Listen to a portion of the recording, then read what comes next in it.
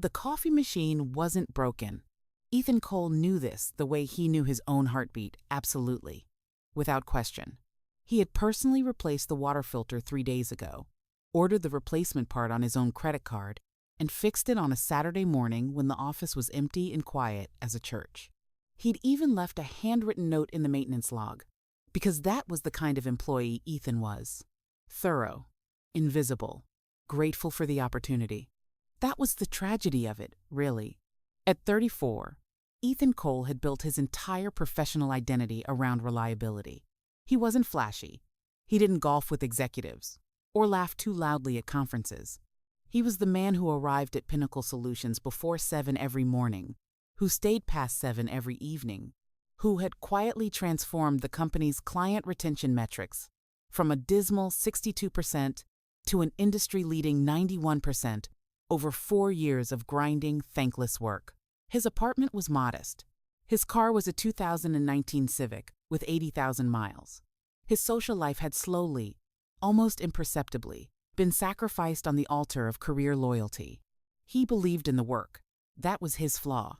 Pinnacle Solutions was a mid-sized marketing analytics firm in downtown Chicago, the kind of place that used words like synergy and alignment in every other sentence, while treating its mid-level staff like furniture functional, replaceable, noticed only when something went wrong. The corner office belonged to Director of Operations Raymond Holt, a man who had the square jaw and confident handshake of someone who had been told his entire life that he was exceptional and had never once been given reason to doubt it. Raymond Holt did not like Ethan Cole. The dislike was subtle at first. A credit taken here, an acknowledgement withheld there. When Ethan's retention strategy saved the Harrington account, a $4.2 million contract that had been hemorrhaging for 18 months, Raymond presented the solution to the executive board as his own initiative. Ethan had sat in the back of the conference room and watched it happen. His PowerPoint slides branded with Raymond's name, his data rearranged and reframed inside Raymond's narrative. He'd said nothing. He told himself it was politics. He told himself his turn would come. He was wrong on both counts. The morning of March 14th began like every other. Ethan arrived at 6:47 a.m., made coffee functioning, perfectly functioning coffee, and settled into the analysis he'd been building for the company's Q2 pitch to Meridian Group, a national retail chain whose account would triple Pinnacle's revenue if landed correctly. He had spent 11 weeks on it. He had mapped their consumer behavior data 3 different ways. He was, quietly and privately, proud of it. At 9:15 a.m., Raymond called him into the glass-walled office. There were 2 other people in the room. Sandra from Human Resources, whose face had the practiced blankness of someone doing a job they'd emotionally disconnected from years ago. And Derek Mills, Raymond's deputy, who had the decency to look slightly uncomfortable, but not enough decency to say anything useful. "Close the door," Raymond said. Ethan closed it. Raymond gestured to the credenza behind him, where the office's secondary coffee machine sat. "I want to talk about this." The machine looked normal. Ethan waited. "The Keurig," Raymond said, his voice carrying the measured disappointment of a disappointed principal. "It's been malfunctioning for 2 weeks. The staff has complained. I've personally brought it up in 2 different department emails." Ethan opened his mouth. "You're listed as the facilities coordinator for this floor," Raymond continued, not pausing. "It falls under your responsibilities." "I fixed it," Ethan said. "Last Saturday. I replaced the machine was broken this morning, Ethan. I tried to use it myself." In front of 3 people, Raymond's expression shifted into something harder, something that had been waiting for its moment. "This is a pattern. Small things consistently dropped. The Meridian prep work is behind schedule." "It's not behind schedule. I finished the analysis last. I've made a decision." Raymond folded his hands on the desk. "We're going to have to let you go." The room went very still. Ethan heard his own breathing. He heard the ambient hum of the building's HVAC system.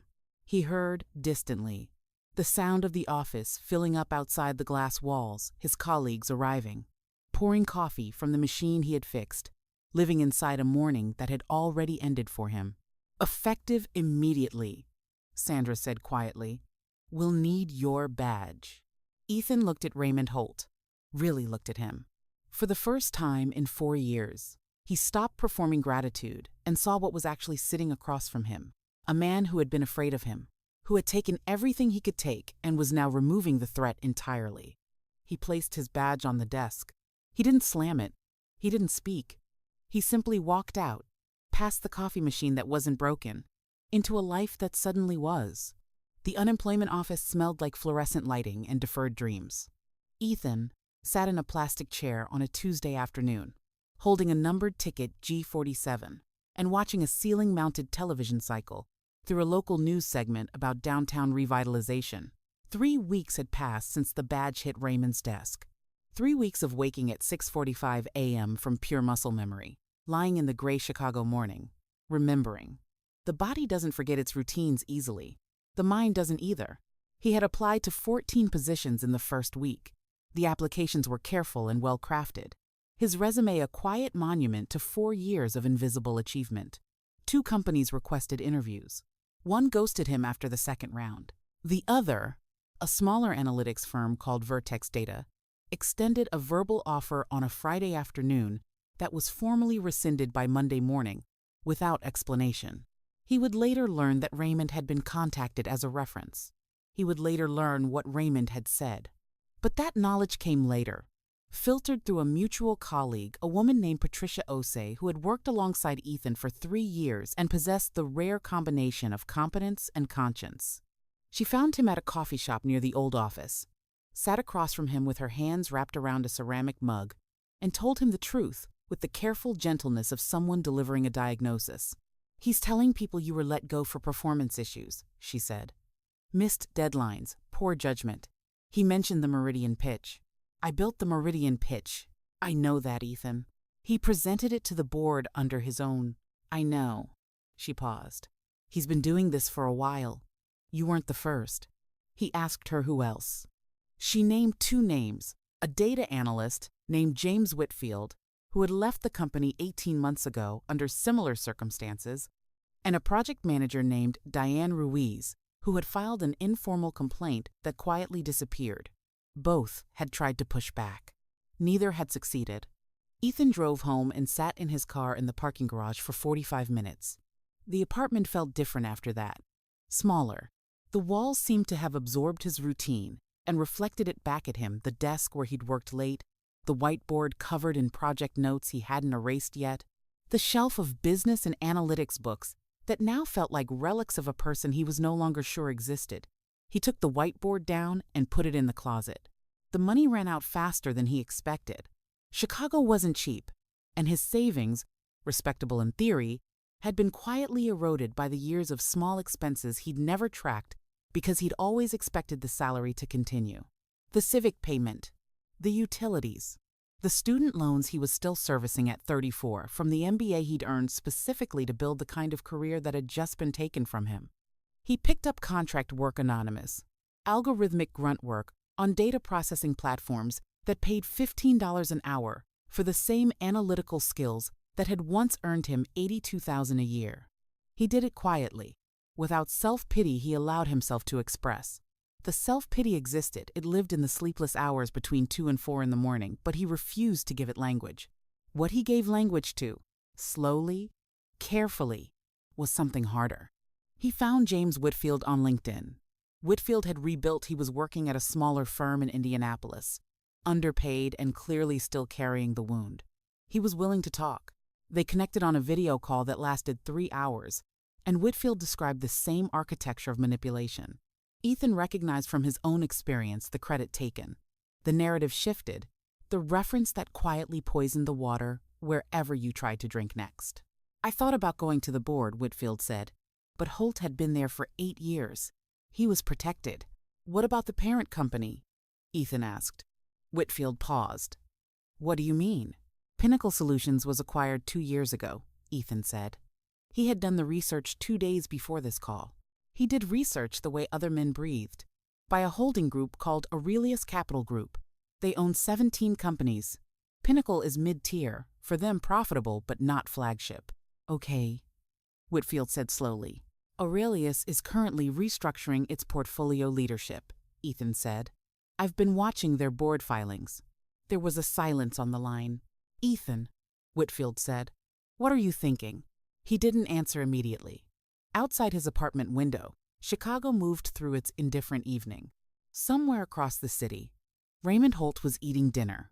Probably closing his laptop, probably living inside a version of reality where what he'd done had no weight and no consequence. "I'm thinking," Ethan said finally, "that some machines aren't actually broken." He hung up. He stared at the ceiling. Then he opened his laptop and started building something. The first thing he did was stop being angry. Not because the anger wasn't justified, it burned as cleanly and permanently as a gas flame, but because anger was loud, and loud was stupid. Anger made you reach for the phone to call someone who would be used against you later. Anger made you post things, say things, become the version of yourself that the Raymond Holtz of the world wanted you to be, so they could point at you and say, "See, this is why." Ethan Cole had spent 4 years being quiet. He decided to use the skill one more time. He moved the whiteboard out of the closet. For 6 weeks, he built a map. Not a revenge fantasy, those were for people who didn't intend to actually do anything. This was a structural analysis. The same methodology he'd applied to client retention metrics and consumer behavior data now applied to the ecosystem that had destroyed him. He mapped Aurelius Capital Group's organizational structure from publicly available board filings, SEC disclosures, and industry publications. He mapped Pinnacle Solutions' internal politics from memory and from conversations with Patricia and Whitfield, and eventually, a third former Pinnacle employee named Kevin Marsh, who had been pushed out 5 years ago and who held a grudge with the quiet intensity of a man who had nowhere useful to put it. The picture that emerged was clarifying. Aurelius Capital Group was in transition. Their longtime chief operating officer had retired the previous fall, and the holding company had been running without permanent leadership at the operations level for 8 months. This was creating friction across their portfolio integration problems, efficiency gaps, the kind of organizational drift that worried institutional investors. They had conducted one failed search already.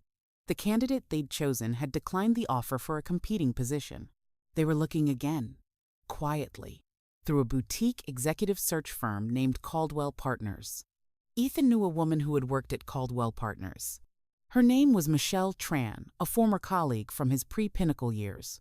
One of those lateral professional relationships that exists in the amber of conference conversations and LinkedIn connections. She had moved to executive search 4 years ago. She was, by all professional accounts, excellent at it. He reached out carefully. He did not explain everything. He framed it as a career consultation, a mid-level analytics professional looking to understand the executive transition landscape. Michelle, who was perceptive and had always respected his work, agreed to coffee. The coffee conversation lasted 2 hours. He was honest with her in the way that required courage. The layoff, the circumstances, the research he'd done. Not pleading, not performing victimhood. Just laying out, with analytical precision, what had happened and what he understood about the landscape. Michelle was quiet for a long time after he finished.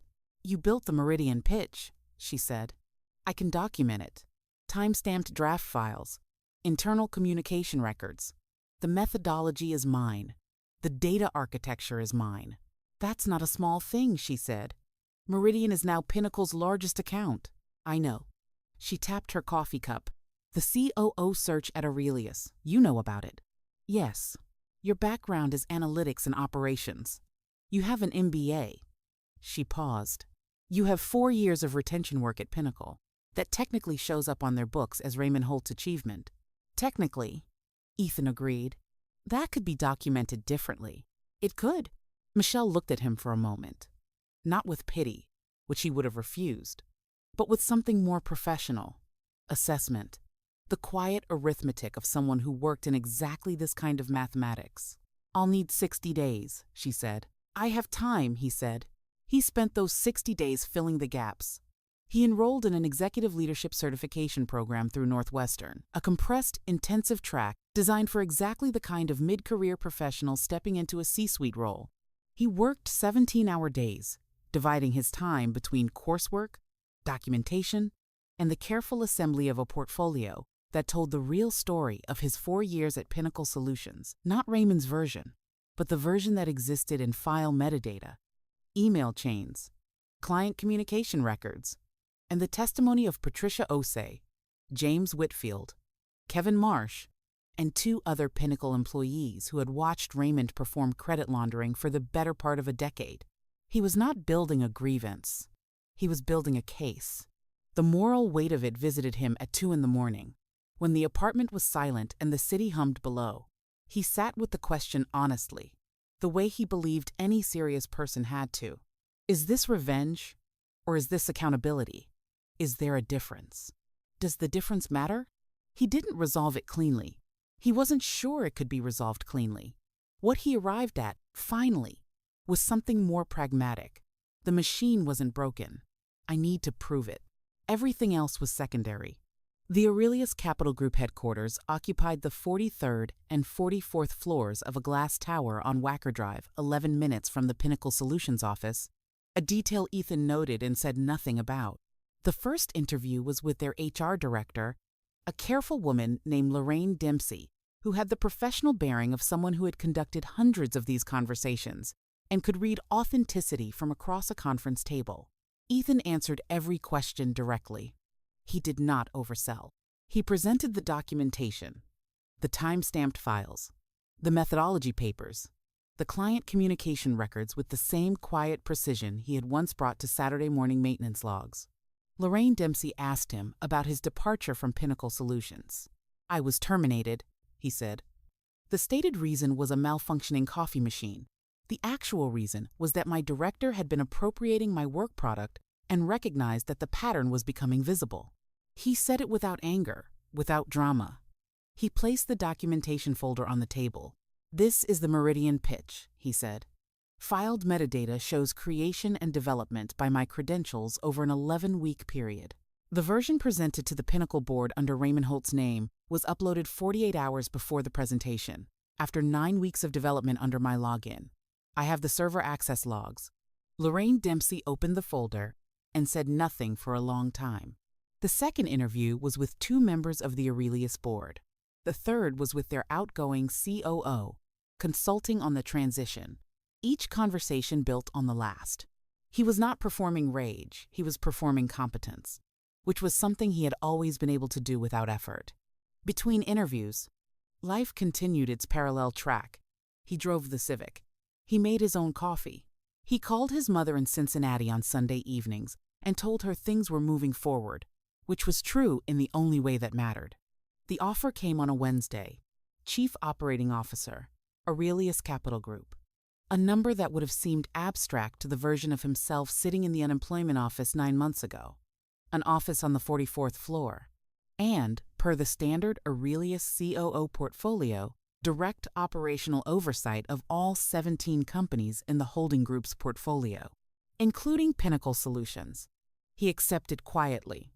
He told no one outside of Michelle Tran, who called him and laughed in a way that sounded less like amusement and more like vindication. He spent 2 weeks in transition, reading operational reports, learning the landscape, meeting the people who would now report to him across 17 companies. He reviewed Pinnacle Solutions last. The file Raymond Holt presented at the quarterly review delivered via video conference, Raymond in the glass-walled office where the conversation had happened, facing his own laptop with the smooth confidence of a man who had never once been accountable, was thorough, polished, and entirely constructed from work Ethan recognized. He let Raymond finish. "Thank you," Ethan said, when the presentation ended. His camera was off a standard meeting protocol at Aurelius for portfolio reviews. His name was displayed in the participant panel as EWWW. Cole, Aurelius COO. "I have a few questions about the Meridian account development, specifically the analytical methodology." A pause. "Of course. Can you walk me through the consumer behavior segmentation approach?" The 3-axis model. Raymond's voice, when it came, carried a new quality, a careful quality. The segmentation was developed by our operations team over— "I'd like the specifics," Ethan said. "The model itself. Walk me through the logic." Another pause. Longer. "Who am I speaking with?" Raymond said. Ethan turned his camera on. The silence that followed lasted 4 seconds. He counted them. Raymond Holt sat in the glass-walled office on the other side of a screen, and his face moved through several distinct expressions in those 4 seconds: recognition, confusion, the specific arithmetic of a man calculating the distance between where he was and where the exit might be.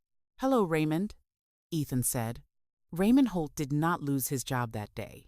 This was the part that surprised people when Ethan eventually told the story, which he did only once, only to Patricia Osei, over coffee in the same shop where she had told him the truth 11 months earlier. People expected the firing to be the climax, the scene where the villain is marched out of the building in the narrative equivalent of slow motion while the soundtrack swells. That wasn't how it worked. That wasn't how any of it worked. What happened instead was a process. Formal, documented, procedurally correct. An operational review of Pinnacle Solutions management practices, conducted over 6 weeks by an independent HR consultancy at Ethan's direction, which surfaced a documented pattern of credit appropriation spanning 7 years and affecting at least 6 former employees: James Whitfield, Diane Ruiz, Kevin Marsh, 3 others whose names Ethan had gathered and whose stories had the same architecture: the taken credit, the poisoned reference, the exit that looked like performance failure and was actually strategic removal. Raymond retained a lawyer. The lawyer sent letters. The letters were answered by Aurelius's legal team with the quiet efficiency of an institution that understood the mathematics of exposure. Raymond Holt resigned on a Tuesday. The announcement to Pinnacle staff was carefully worded, citing a pursuit of other opportunities. His LinkedIn profile was updated that afternoon. Ethan read it. He sat with it. He had expected to feel something: specific relief, satisfaction, the clean emotional resolution that revenge was supposed to provide. What he felt instead was more complicated, and it stayed complicated for a long time afterward. He had done a right thing. He was certain of that. The 6 employees whose professional lives Raymond had damaged received formal acknowledgement from the company, and in 3 cases, financial remediation that Ethan had quietly built into the settlement terms. Patricia kept her job and was promoted. James Whitfield was offered a consulting engagement. These were good outcomes. He held them, and they were genuinely good. But there was something else he held, too. On the evening after Raymond's resignation, he drove to his mother's house in Cincinnati. Not for any declared reason he told her he was passing through, which wasn't geographically accurate, but she didn't challenge it. She made dinner. They sat at the kitchen table where he had done homework as a teenager, where he had told her about the MBA acceptance, where he had not yet told her about the layoff because he hadn't wanted her to worry. He told her now. She listened to all of it: the coffee machine, the badge, the 9 months, the 44th floor, the 4 seconds of Raymond's face. She didn't interrupt. When he finished, she was quiet for a moment, and then she said something he hadn't expected. "Are you okay?" Not "good for you." Not "he deserved it." Just the question, direct and maternal and more incisive than she probably knew. "I think so," he said. And then, more honestly, "I don't know yet." She nodded like that was the right answer. He drove back to Chicago the next morning. The city was doing its early spring thing, the lake gray and enormous. The streets still holding the memory of winter. The light arriving at an angle that made everything look slightly more provisional than it actually was. He stopped at a coffee shop on Michigan Avenue, the kind of anonymous, competent place that ground its own beans and didn't try to be anything other than what it was. He ordered a cup. He sat by the window. He thought about Raymond, and then deliberately, with intention, he stopped thinking about Raymond. Not because Raymond didn't matter, not because what he'd done had no weight, but because the weight had been redistributed now, carried by institutions and records and the paper trail of accountability, and it no longer needed to live in Ethan's body. He had a meeting at 11, a portfolio review for a company in Denver that was underperforming on client retention metrics. He had looked at their numbers on the flight back and already understood what was wrong. The segmentation approach was too broad. The follow-up cadence was misaligned with their client size. A fixable problem. An interesting problem. He finished the coffee. He thought, briefly, about the other Ethan, the one who had placed the badge on Raymond's desk in silence, who had driven home through a city that didn't know his name, who had sat in a parking garage for 45 minutes inside a life that had just been broken. He thought, the machine was never broken. And then he thought something more precise, something that had been forming for 11 months in the space between injury and action, between what had been done to him and what he had chosen to do in return. The cruelest thing you can do to someone who tried to make you small is simply to become exactly what you always were and let the evidence speak at full volume. He picked up his phone. He walked into the morning. Some people spend their lives trying to convince the world that others are less than what they are. The only answer worth giving is the one written in results, quiet, patient, and impossible to reframe.